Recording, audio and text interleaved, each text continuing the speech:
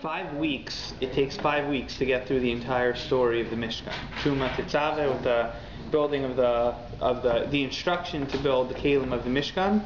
Tetzaveh, we have the instruction to create the clothing of the Kohen Gadol, and then Kisisa, we have the Kior, Matzah Shekel, the Egel, and then we do it all again in Vayakal Perkudei. So the last question we can ask after a 5-week process of this discussion is, if we believe that every letter that's in the Torah is significant, so how can it be that the Torah spends so much time on the Mishkan?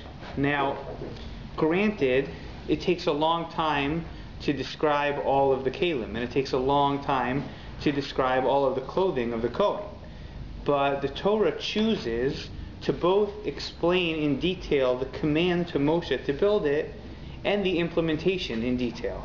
That's where the question really lies. Why is the Torah doing that? The Torah can say God commanded Moshe to build a Mishkan, and then Moshe did every single detail. Or the reverse, that Hashem commanded Moshe to do a million little things, and Moshe did it. And when you open our Parsha, you immediately get to the redundancy that's going on. Eile Perkudei HaMishkan, Mishkan HaEdos. These are the countings of the Mishkan of testimony. Mishkan HaEdos, Asher Pukad Al Pi Moshe, which were counted by Moshe, Avodas Halviim B'yadi Samar ben Aaron HaKohen. The labor of the Leviim, which was entrusted in the hands of Itamar, the son of Aaron HaKohen. We won't talk about what exactly Avodas Halviim is. That's a debate in the Mefarshim. Second pasuk Chav Beis, Ubetzalel ben Uri ben Chor L'matei Yehuda Asa Eis Kol Asher Tziva Hashem Es Moshe. Betzalel ben Uri ben Chor, from the Shevet of Yehuda, he did everything that God commanded Moshe to do. So this phrase, Kasher Tziva Hashem Es Moshe, appears many, many times in the Parsha. And in fact, if you see in source number 2, we have the Yerushalmi. And the Talmud Yerushalmi in Mesechus Brachos comments here that trying to figure out the context in Mesechus Brachos is trying to figure out why Shmona Esrei is Shmona Esrei. Why is the Amida 18 Brachos? Why not 17? Why not 19? I mean, now technically it is 19. But why 18 specifically? The Gemara gives a number of different suggestions. And one suggestion is found here in source number 2, Rav Shmuel bar Nachmani b'shem Rav Yochanan. He suggested, in the bold, Keneged Shmona Esrei Tzivuyin shebeparshas Mishkan Sheni. The 18 times there is a tzivoy. The 18 times in the Parsha where it says, Kasher Tziva Hashem Es Moshe. 18 times in one Parsha. And just to note, Amar Rav Chia Barval, Ubelvad min v'ito Aliyah ben Achisavach Hasofe de Sifra. That he says actually from the phrase of with him was Ahaliyav through the end of the story, we're not even counting those. So I think it comes out to be 22, it could even be more. And the Mefarshim and the Yerushalmi talk about the significance of 22 and 22 letters in the Hebrew alphabet and try and make a connection there. But be that as it may, the Yerushalmi says, what's the source for the Chachamim instituting 18 brachos in Shmona Esrei? And the answer they give is because in our Parsha, the Torah writes 18 times, Kasher Tziva Hashem Es Moshe. 18 times they did exactly as God commanded Moshe. So our first question is, why does the Torah spend all this time detailing not only the instruction but the implementation of the entire Parsha of the Mishkan? And now the second question, why does it keep saying Kasher Tziva Hashem Es Moshe? What does that have to do with Tefillah? What's the connection between Shmona Esrei and this repeated tzivoy, this repeated commandment from God to Moshe? That's question number 2.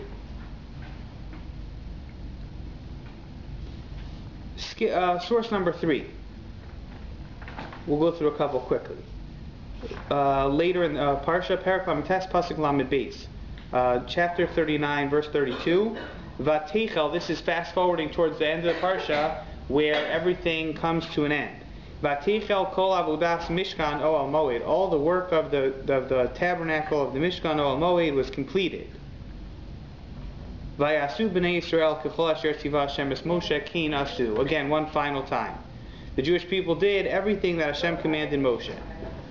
So let's contrast here for 1 second this pasuk in source number 3 and the pasuk in source number 1.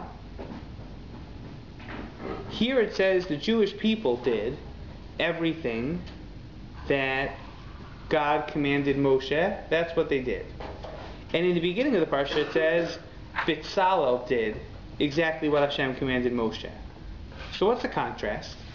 On the one hand, we seem to be crediting Bitzalel at the opening of the parsha, and then a parak later we're crediting the entire Jewish people at the completion of the Mishkan. So this is not my question. Majority of the commentaries on the page, if you open a Chumash, they ask this question. They phrase it a little bit differently, but they ask it all the same. They say, what is the reason? This is a harsh question. Why is it that the Jewish people are credited with building the Mishkan if the fact is only an exclusive group of people was included in the process? You have Bitzalel, you have Ahaliah, you have the other Chachmei Lev, these people that were wise, that they were inspired and given the ability to learn how to make these vessels or how to weave these clothing. A very exclusive group of people built the Mishkan. And when the story is over, the Torah says, and the Jewish people built the Mishkan. Everybody.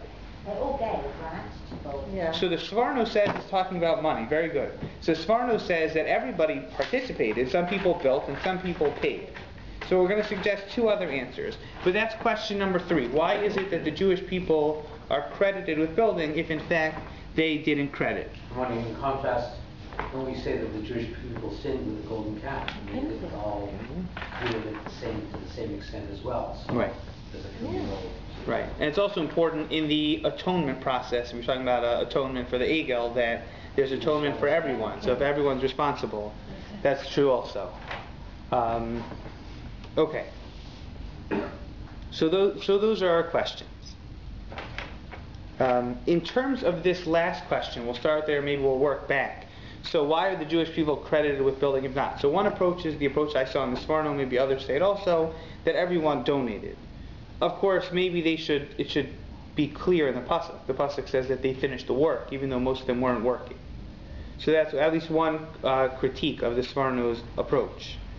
There's a second approach that's here on the sheets because I think it's amazing, even though it's really off topic from what we're doing tonight. Approach of the Or HaChaim. So the Or HaChaim says the following. Again, in source 3. Vayasu b'nei Yisrael, the Jewish people did. The Hagami says, even though Shelo asa el Bitzalel v'chachmei lev. This is said even though Bitzalel and the Chachmei Lev were the ones who did it. However, we have a principle of Shlucho shel Adam kimoso. The messenger of a person is like himself. Now, just to step back, the concept of Shlucho shel Adam kimoso is basically what I think we would call in legal terminology power of attorney. In other words, you can send someone to represent you in court, and the court can't dismiss that person and say this is not your business, because they come with power of attorney that gives them the right to represent you. They are exactly the same as you. So in halacha that applies for almost anything. The classic case is the marriage case, which is the least romantic proposal you can imagine. But if I choose to send someone else to make the proposal for me, that's perfectly legitimate. Why? It's considered I did it. She'll accept. But we do have a principle of mitzvah bo yoser mi b'shlucha, which means better to do a mitzvah yourself than to send a shliach. But even that shows you, even in the realm of mitzvos, there's nothing wrong with sending a messenger to do it. Maybe better to do it yourself. The Gemara's example for that is Shabbos. The Gemara gives a list of these rabbis, Amoraim, that would do certain things for Shabbos. They would prepare the fish, they would do this, they would do that. So why can't they just hire someone else? There's a mitzvah to get ready for Shabbos, so they'll send somebody to do it. They have bigger fish to fry, I guess, excuse the pun. So why not? So the Gemara says, you see from here, mitzvah bo yoser mi b'shlucho, and that's being taught also by the Mishnah, which talks about the laws of kiddushin, of marriage. Now that raises the question of technically is there a mitzvah to get married, and that's one of the areas where they get into this discussion. If you're supposed to be going rather than someone else, that implies that it's a mitzvah. According to some opinions, it's not a mitzvah, so they have to deal with that source. But this is the rule of shlucho shel adam kimoso, that halacha recognizes the power of attorney. You can send someone else to go and do something on your behalf, and the Torah, Jewish law, recognizes it as if you did that action yourself. There are other exceptions, things that you have to do on your body. A man can't pay somebody to go to shul for him and put on tefillin. So it's called a mitzvah shebeguf. A mitzvah a person performs with their own body. You can't pay somebody else to do that because you haven't put on tefillin no matter how hard you try. But in terms of representing in court or in other areas, if you're there, that's what matters. So what does he say here? The Or Chaim is employing this halachic principle. Shliach shel kimoso. When I send somebody to do it for me, it's like I did it. So Betzalel and Ahaliab and all of the Chachamim that were involved in the process of building the Mishkan, they are representatives of the entire people. That's what he says. He points out, however, still in the first paragraph, V'hagam shalom atzinu sha'asa Betzalel ela b'mamar Hashem v'lo heim shlichuhu. If you want someone to be your power of attorney, you have to send them on the mission. And Betzalel here is being hired by God, or by Moshe, not by the people. So how are Betzalel's actions technically attributed to people that had no say? To which he says, Afal pikein haregim hiskimu alav, which is a little bit tricky in the translation, but nonetheless they agreed with him or they agreed to him. In other words, the people approved him being the representative. The people were pro Betzalel being the builder of the Mishkan, so that is as if he was acting on their behalf, and if he's acting on their behalf, it would justify why the Torah says they built it. It's kemotam. Exactly, it's kemotam. Exactly. Okay, that's approach number one in the Or Chaim, in addition to the Sforno. Approach number two, can't be shlichus. After all, can't be considered a messenger if not technically being sent as power of attorney. So what's the suggestion? He says, Od nira, ki kan asa hakasuv machberes haklalos. I put it in quotations there, a communal link, a connection between the people. V'kiyam ha-Torah v'hara, ki b'nei Yisrael yizku zeh lazeh. When Jewish people do mitzvos, they merit each other. The credit goes back and forth, one to the other. V'atorah nasna, v'atorah nitna lehiskayim b'klalos Yisrael. The Torah was given, says Or Chaim, so that it could be accomplished, for lack of a better word, by the nation as a whole. That's true, he says, for every mitzvah. Kol echad yaseh hayichola shebiyado v'yizku zeh lazeh. Every person's responsibility in the Jewish people is to do what they are capable of doing, no more, no less. Your job is to play your role in the Jewish people. As for everything else, that'll other people will fill in those blanks. And then he says, which is something to think about, V'ulai ki lazeh remez ba'amru. This is maybe what they were referring to when the Chachamim said, V'ahavta l're'acha kamocha. When the Torah states you should love your friend as yourself, maybe this is what the Torah was driving at. Maybe what the Torah was saying is that we are one entity. I think this is what he means. That's my own interpretation of what he says. We are one people. V'ahavta l're'acha kamocha doesn't mean you should treat him like yourself and then don't treat him fairly. But you should recognize that we are one people. I think that's the famous statement of the Baal HaTanya, the first Lubavitch Rebbe, when he said that they are neshama achas begufim muchlakim. That means that the Jewish people are one soul with separate bodies. The bodies separate parts of one whole entity. So the Or Chaim, long before the Lubavitch Rebbe was born, is saying the same thing. And he's saying that's what's going on here. The Jewish people made it. He says, why are the Jewish people credited? Because the Jewish people, those men and women that had the skills to build the Mishkan, those people were the only ones that were supposed to build the Mishkan. And he goes further in the piece and he says, I'll tell you a beautiful proof to this notion. 613 mitzvos, right, are parallel to, anybody know? Tariag mitzvot. The Eivarim. The 613 mitzvos are parallel to the Ramach Eivarav and Shesagida, right? 613 limbs within the person. So let me ask you a question. There is this notion of you should do mitzvos. Mitzvos are mitakin the guf. They improve us as an individual. 613 mitzvos. Each one refines a different aspect or characteristic of my personality, right? Mm-hmm. I'm not a Kohen. What about all the mitzvos for a Kohen? What about all the mitzvos for women, not for men? Men, not for women. So what about 613? And even more, the mitzvahs no one can do now. Mitzvahs we can't do at all. It's even through time.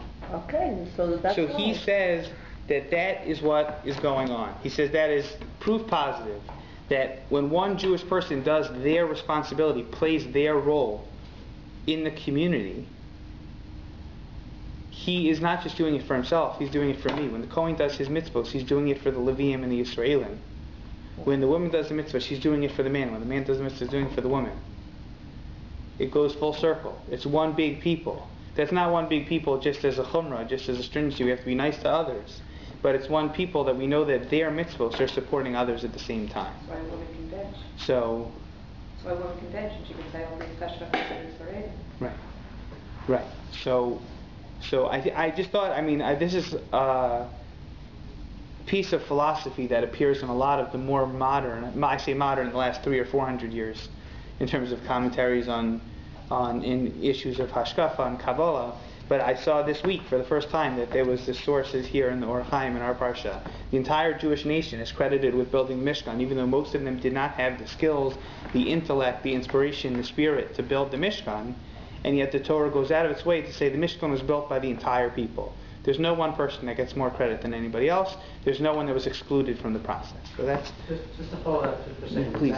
Is there an obligation to connect the Jewish people in order to merit the benefit of mitzvahs being done? So I think there are two examples of that. One example is that the Gemara says in Tainus that you're not supposed to leave the community when the community is suffering, even though you're not the one who's suffering. That's example number one.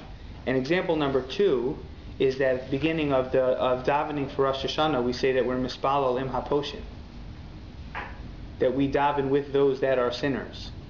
And it's one of the strangest things, to a certain extent, that we want to recognize that there are sinners in the room. So what does that mean? So that doesn't make us look any better. We're hoping for contrast in front of God. That's not the point.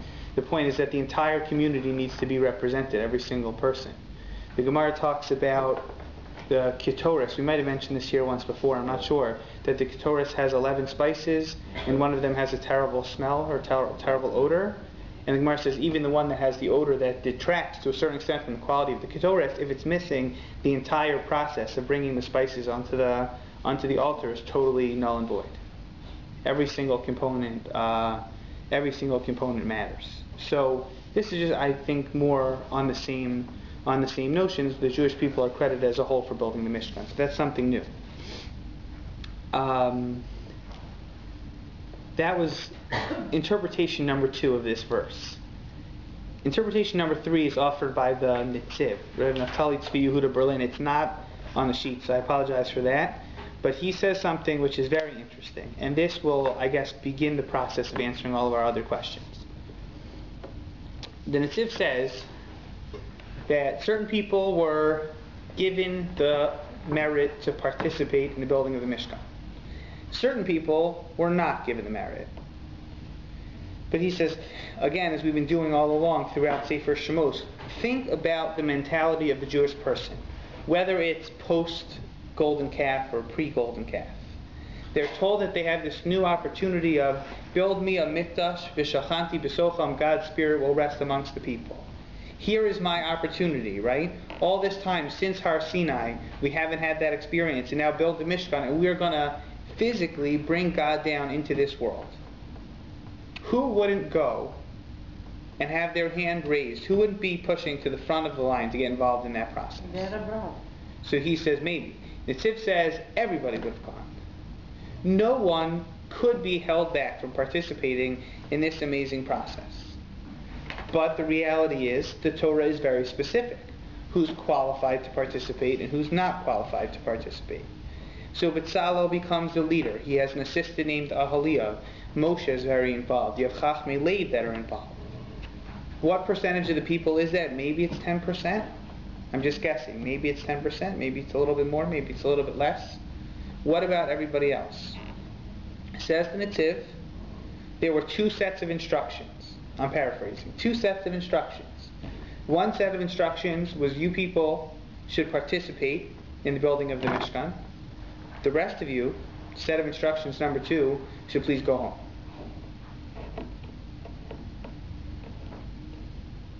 The entire Jewish people did exactly what Moshe said. Some people went to work, and other people walked away. And all of them contributed to the process and the way the Mishkan was supposed to be built. It's a one-liner in the Netziv. It's a little bit cryptic, but that's how I understood it. And it's a little bit counterintuitive, but I'm trying to explain that I think that it has a beautiful message, and it fits this idea very beautifully. Again, the Torah says that the Jewish people built the Mishkan as a whole, even though we know only a small percentage were involved in the building process. And the Netziv says that we credit the entire people because they all listened to Moshe, even if he told them not to participate. That's what he says. There is a famous Midrash, and we'll work our way back. God decided he wanted to give the Torah to human beings. And what does he do? He goes around nation to nation, and he says, would you like the Torah? And they say yes. And they say, Ma kasava, what does it say in it? And God says to them, don't steal. No thank you. What does it say in it? Don't kill. No thank you. Right? One after the next. God comes to the Jewish people. Yeah. No questions. Na'aseh v'nishma. Right? Ask how much. Why doesn't write how much? Right? That's the answer. Free. Give him. So, how could it be? Is it fair if God would have come to us and said, this is the Torah, it says be ethical in business. This is the Torah, it says you can't do this and you can't do that. Would the Jewish people have said yes? Maybe, maybe not. How come all the other nations were set up to turn it down and not the Jewish people? He did tell the Jewish people something. What did he tell the Jewish people? Don't come close to the mountain. Oh. So where did you hear that from? I don't remember, but I was. So I heard this interpretation. Yudas is stealing. Yudas is stealing the show here. I love it. I heard this interpretation from someone, if I remember correctly, from my smicha classes in YU. His name is Rabbi Dovid Fox. He is a rabbi and a psychologist in Los Angeles, I believe. And he came to the rabbinical school to speak about, I think it was obsessive compulsive disorder. He was talking about mental illness in the Jewish community. And I think it was probably obsessive compulsive disorder, as you'll see. But he came in and he asked this question. And he said, look at the story of the Jewish people receiving the Torah. How many times does it say, Hagbel asar v'kidashto, make a fence, don't go up the mountain? God says, would you like the Torah? The Jewish people say yes. He says 72 hours, right? 3 days. What's the deal? And he said, this is God's temptation to the Jewish people. Other nations, he said, don't steal. Other nations, he said, don't kill. To the Jewish people, God said, you have tremendous access to spiritual growth. Be patient. If you're game for that, you can have the Torah.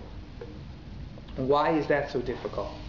So he said that telling people they have ways to be religious, they have ways to grow in their spirituality is easy.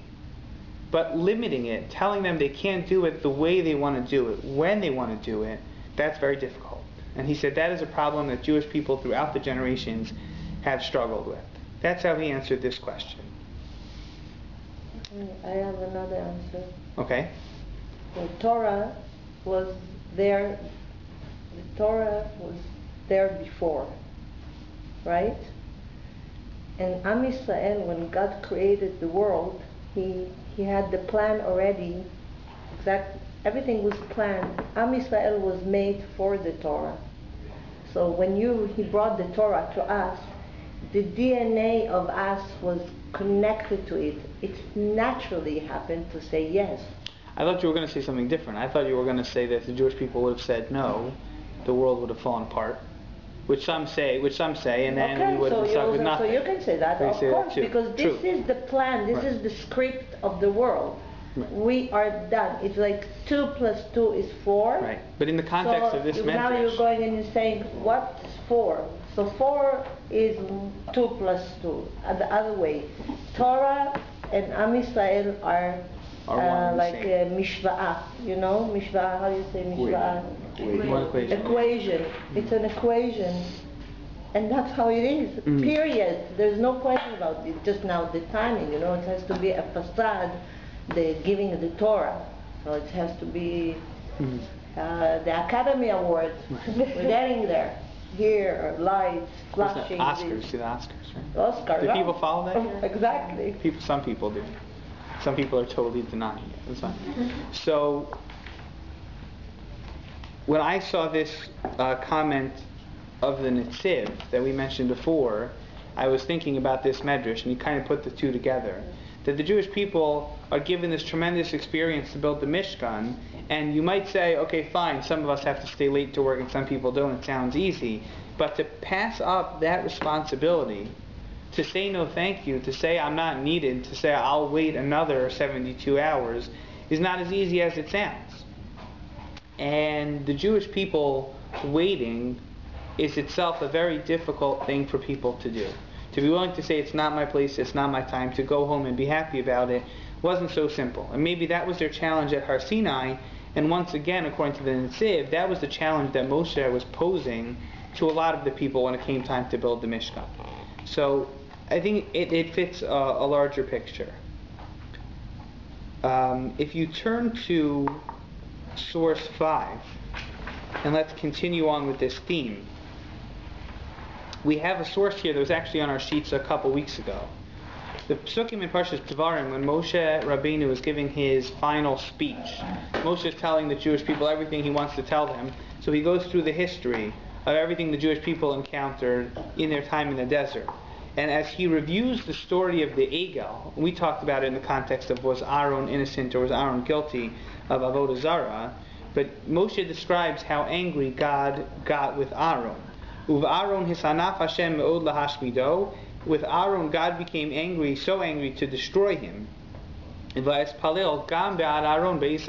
also prayed for Aaron at that time. Rashi comments, I davened also for Aaron at that time.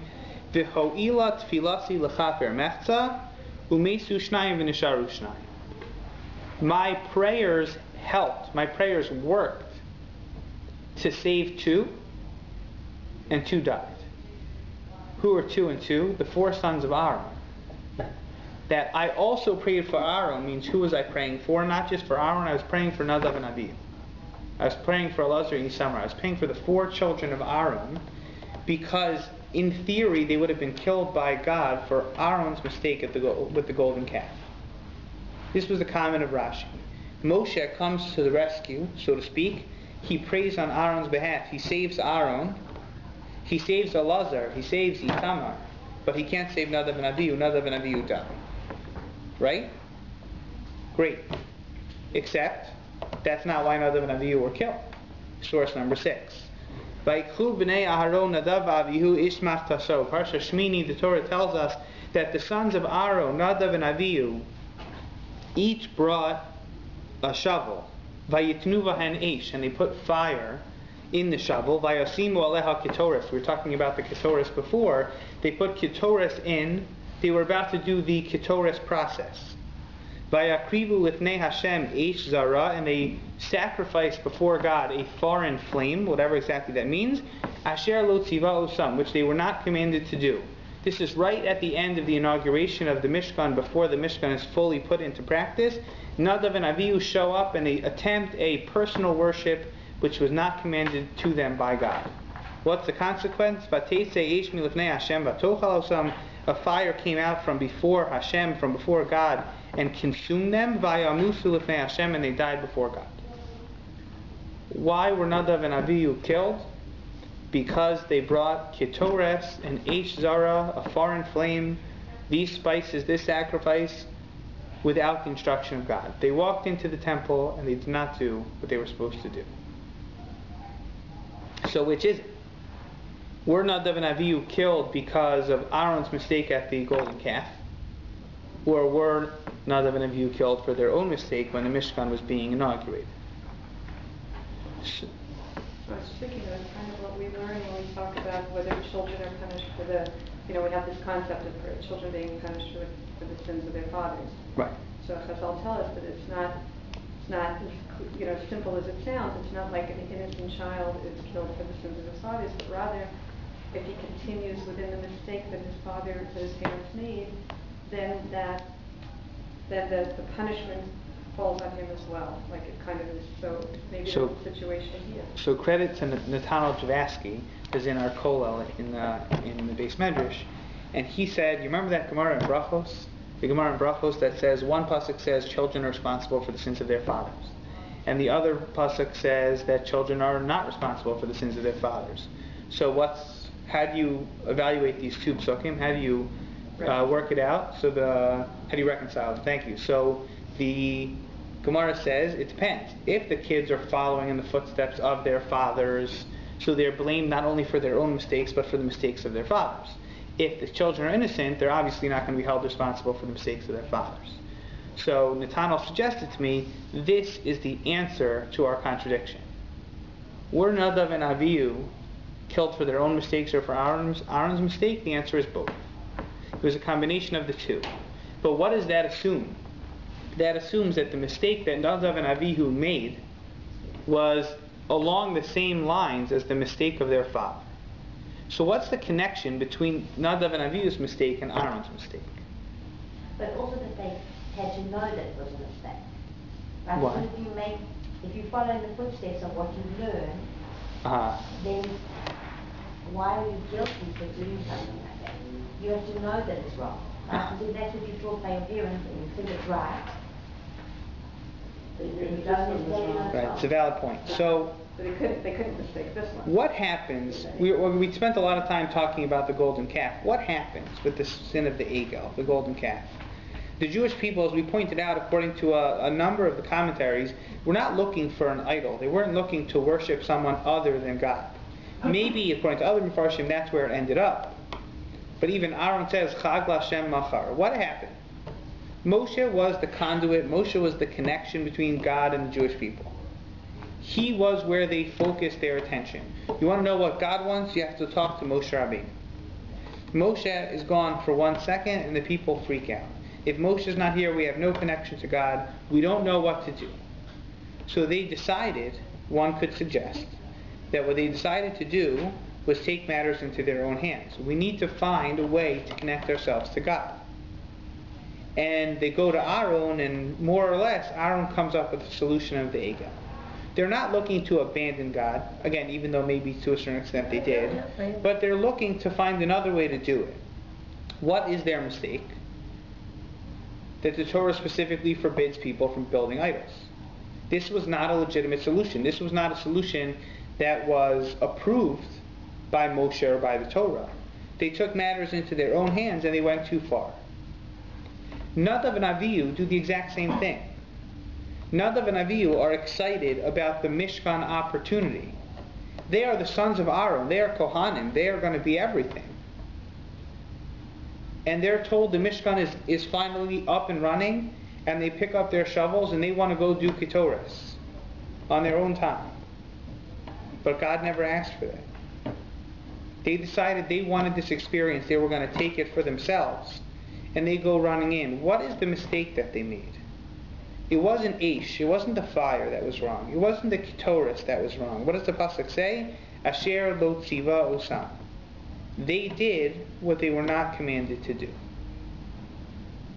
It's the exact same mistake as Aaron in this approach, and it's what the Gemara was saying in Brachos, that Nadav and Avihu are blamed in a sense for their father's mistake because their father was ridiculed for the mistake of the golden calf. It's clear the negative consequences from that sin were catastrophic. So they know that this isn't what they're supposed to be doing. They know that they're supposed to be waiting for instructions. And again, they can't hold themselves back. This is something they want. This is an experience that they think they can have that no one else can have maybe. And that's exactly what they go and do.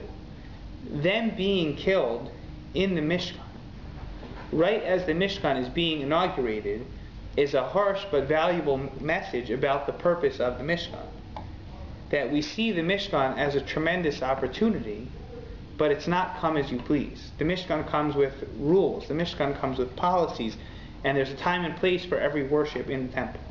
We don't do it because we like it. We don't do it because it feels good. We do it because it's exactly what God instructed us to do. And when Nadav and Avihu overstepped their bounds and they put their personal interest in front of the interest of God, that's when they got such a catastrophic punishment. turning back to our first two questions. Why is the Mishkan overemphasized to a certain extent in Parshas Vayakhel and Perkudei, that the entire process is repeated over? But particularly, what was the connection between the Mishkan and Shemona Esrei? We said that the Torah tells us 18 times that the Jewish people did exactly what Moshe instructed them to do. And it seems like we get the point. You can say it once. Everything was done, all the I's were dotted, and all the T's were crossed, and that's good enough. But that's not what the Torah says. 18 times, over and over, and again, we pointed out maybe even more. And the Yerushalmi says that is the connection to Shemona Esrei. Why is Shemona Esrei 18 brachos? Because of the 18 commands in the Parsha. So, I was looking around on the internet, I'm not going to lie. Last week, we were doing a project with kids at SHMOT. We were looking around for the kids project at SHMOT on duplicates in the Torah and why the Torah duplicates. So we have the story with Eliezer that first the Torah tells us exactly how he meets Rivka, and then he goes to meet Besuel and he tells the entire story over again, right? You have these two more or less identical stories. Sefer Devarim, when Moshe gives his final speech in the 5th book of the Torah, he repeats a lot of things. The Aseret Dibros are more or less repeated twice. So yeah, there are differences between them, but does that justify just doing the whole thing over again? Shabbos is repeated in the Torah a half a dozen times. So we went through case by case. And the point was to get to the Mishkan and why the Mishkan is repeated. But it's really hard to find people that talk about this question. So I found an article online that asks this question and says the answer to our question of why the Mishkan is overemphasized in the Torah is because of this Yerushalmi, because of this connection to Tefillah. You can see for the kids, I can pass it around later, this crazy picture of the artist that we put on here. This was my image of Bezalel. We'll pass it around. Bezalel is, according to this approach, this creative person. Bezalel is the artist par excellence, if you will. And when you, I heard somewhere that he was 13. He's very young, right? He is creative. He has talent. He probably has what we would call artistic inclinations, expressions. He is exactly what you would expect out of a modern artist. So what do you tell him? We want to hire you to paint God a house. What's he going to do? If he is the best person for the job, you don't tell him what colors to paint. You don't tell him what the room should be shaped like. You let him express himself, how he feels. This is what we would say about the artist. Let him do his thing. And when it's done, it'll be magnificent. Right? And the Torah does the exact opposite. The Torah says, take the person with the most artistic, natural abilities and tell him to follow the rules. It's almost unfair. Now, I would point out, in source number 4, we don't have to see it inside, but just to point it out, Rashi quotes this in the beginning of the Parsha, that God commands Moshe to build the Mishkan itself and to build all the vessels inside of it. And he goes to Bezalel and he says, build all of the vessels and then build the Mishkan. Moshe switches the order, reverses the order. What does Bezalel say to him? Bezalel says, that doesn't really make any sense. You want me to build an aron and a menorah and a shulchan, what happens if it rains? There's no roof. You can't ask me to go buy the furniture until you pick out the apartment. Right? So Bezalel has these ideas in his head. And Moshe says, maybe that's what God told me, you're right. And they do it Bezalel's way. So I think Bezalel has these abilities. He has these skills. He has these talents. And the Torah says that Bezalel never went outside the framework of what he was told. Every single thing that Bezalel does is only what he was told. He is the exact opposite of the Nadav and Avihu Asher Lo Tziva Usam Hashem. Doing what he feels, what he wants. He has all the skills, he has all the talent, he has all the great ideas. But he's here on a mission. He's only here because Moshe hired him to be here, because Hashem wants him here. And step after step, the Shulchan looks exactly like it's supposed to look. The menorah looks exactly, maybe the menorah is different. The Mizbeach looks exactly like it's supposed to look. The tapestries, the Kodesh HaKodashim, exactly what Moshe said. Time after time after time, the person who could do magnificent things on his own ideas, his own expression, Kasher Tzivoso Hashem. Exactly what Moshe told him. But it's not his own. It's not his own. It's not his There own. is a You're just difference saying it. between artist and artisan. So, finish it off with the Yerushalmi. What's the connection to tefillah? This was a magnificent suggestion. What is the most difficult obstacle about Shemona Esrei? The hardest thing about Shemona Esrei is that it's all about, what do we call tefillah? Avodah shebalev. It's the worship of the heart. It's supposed to be an emotional dialogue with God. When you're inspired, the Rambam says, that's your mitzvah d'oraisa. When you're inspired to daven, you're supposed to go out and daven. So what did the Chachamim come along and do?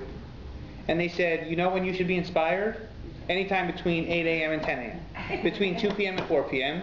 Right? And if you're really inspired and you want to talk to God, please say the following words. So they stole our thunder. Now granted, there are things that the Chacham, areas in which the Chachamim gave us the ability to freelance a little bit.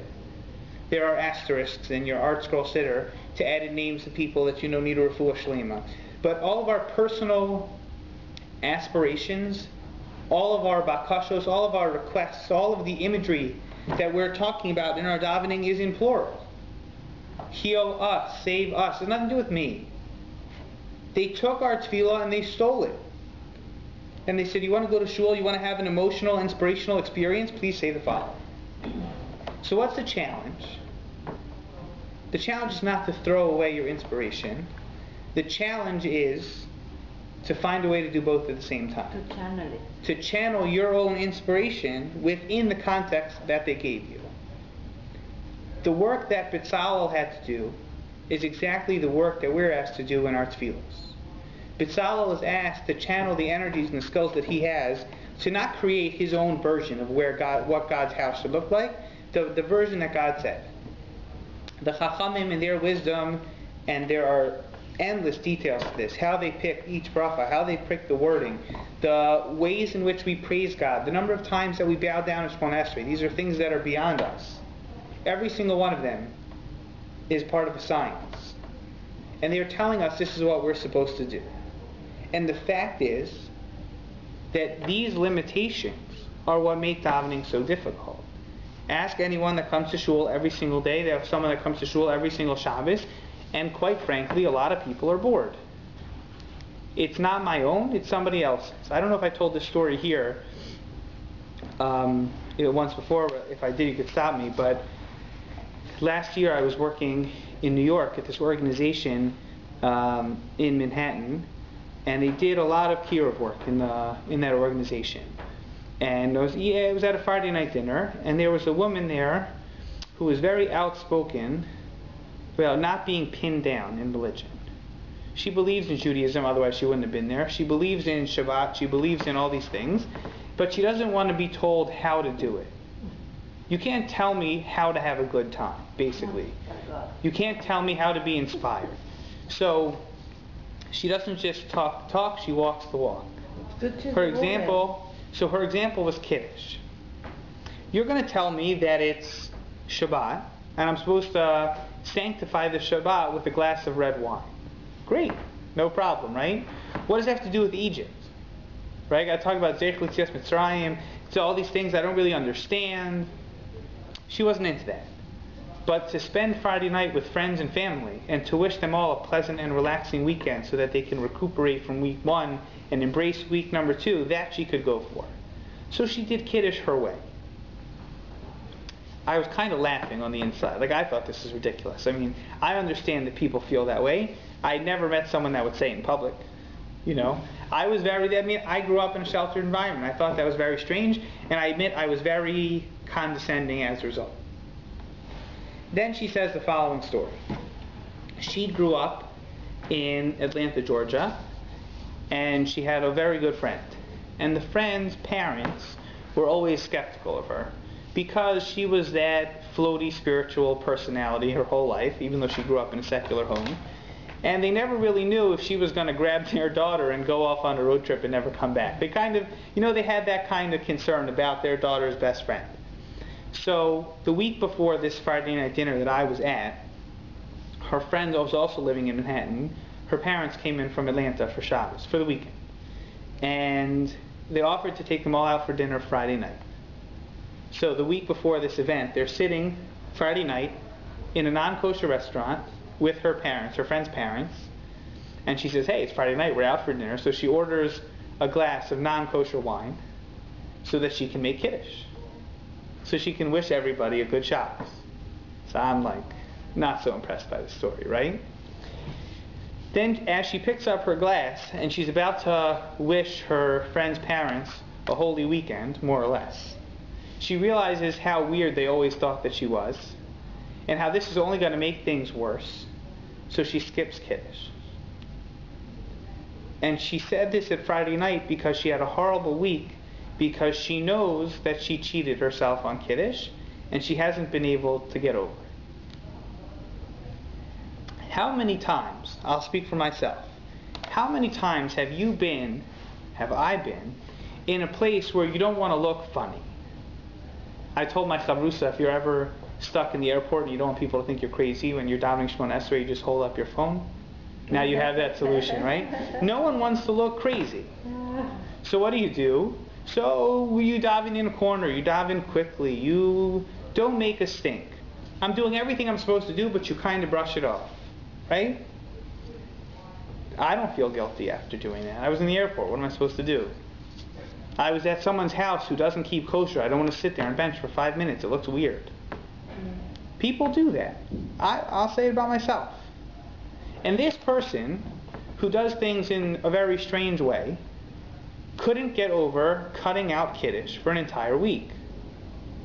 So what's the difference between me and this person? So I think the difference is very obvious. The difference is that I do Kiddush because I'm told to do Kiddush, and she does Kiddush because she likes it. She's proud of what she does. She finds what she does meaningful. So if she's not doing things that give her meaning in life, she's disappointed. I know that there's a mitzvah to do Kiddush by night and by day, and there's a reason why we do Zichron L'Tzias Mitzrayim, and a full kos, and ideally red wine versus white wine, and grape juice is a suffix. I know all these questions, but it's not so meaningful. So if I do it quickly when nobody's looking, and that's fine too. As long as I get it in, as long as I'm yotzei my mitzvah. When you feel it, when it's meaningful, when you buy into it, you don't want to miss it. But the fact that we do things by rote, the fact that we're told exactly what to do and when to do it, makes it so non-personal that it's very difficult to relate to. And that's exactly, I think, the tension here. How is Bezalel supposed to have this creative experience when he's not really given the opportunity to create? So, as a final piece, I would add that there's a great book that my chavrusa David Teller showed me. I have with me tonight if anyone wants to see it. It's called Crisis, Covenant, and Creativity. Oh. Has anybody seen this book? By Cardozo. You have it? It's an amazing book. It's a very, very amazing book. So his first chapter is fascinating. And it's called Halacha as a Symphony. Yeah. And he talks about... a lecture he has a lecture on this issue. Yeah. And I think he has videos on YouTube, and you can read his stuff on the internet also. He has his own David Cardozo Academy. Right, they have like an academy. He's originally British, right? He's from England? Dutch. He's Dutch originally, correct. He studied in Gateshead in England, right. And now living in Israel, I think. Yeah. So, his first chapter, Judaism as a Symphony, so he talks about this issue, more or less. And what he talks about here is the challenge that philosophers and other religions have had towards Judaism, that Judaism doesn't ask you to feel anything or experience anything. Judaism just asks you to do. And he quotes from Spinoza and Immanuel Kant, who once said that Judaism is not a religion. All that Judaism does is take away your liberty, because in a sense Judaism just puts a lot of demands on you. And he tries to balance these different opinions. The more Christian philosophy, Paul's antinomian philosophy, that it's all about thinking things and feeling things, it's not about doing anything, versus the Jewish approach. And what he talks about here, he talks about Johann Sebastian Bach, right? The famous composer. And he talks about how a composer struggles to write his own music within the rules that govern classical music. There are certain rules of chords that can follow other chords, and time you hold down certain notes, and those are the rules of the game. And yet each famous composer was able to reflect himself within the rules of the game. So I'll just read you one piece from here that basically summarizes this idea. What we discover is that the self-imposed restrictions of Bach to keep to the traditional rules of composition allowed him to become the author of such astonishingly innovative music that nobody was ever able to follow in his footsteps. It was from within the, quote, confinement of the law that Bach was able to burst out with an unprecedented creativity. What Bach proved more than anything else was that it's not by novelty alone that one reaches the heights of human creative potential, but by the capacity to plumb to the depths of that which is already given. Bach's works were entirely free of any innovation, but they were utterly original. A very interesting nuance. To work within the constraints and then to be utterly novel, that is the ultimate sign of unprecedented greatness. That is what the German poet and philosopher meant when he said, "In limitation does the master really prove himself, and it is only the law which can provide us with freedom." Bach then was a legal giant of the first order. He realized that the adoption of a well-defined scheme doesn't force one to forfeit spiritual profundity. On the contrary, the defined scheme gives expression to the great spiritual potential. I think that sums it up better than anything else. This is, I think, and I would answer our original question, but I really heard this answer for the first time this year, and I believe it 100%.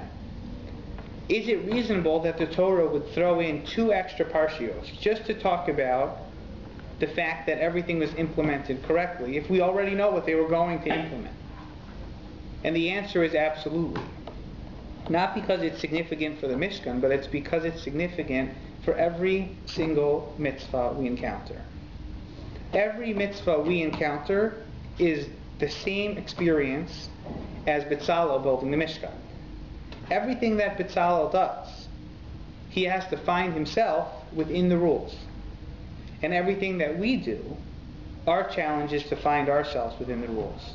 To say that Judaism doesn't believe in finding spiritual success is to not look at the entire Torah.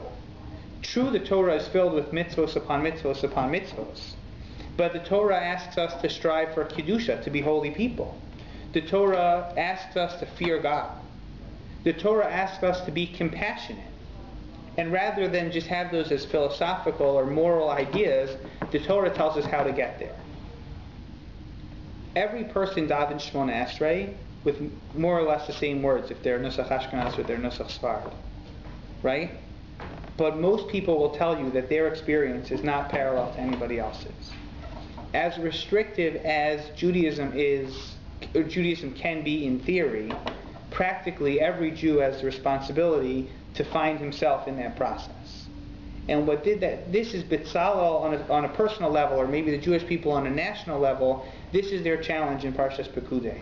Kasher Tziva Hashem es Moshe. They're being told to do very specific things, but they're told to experience them and to find their own self-expression in that job.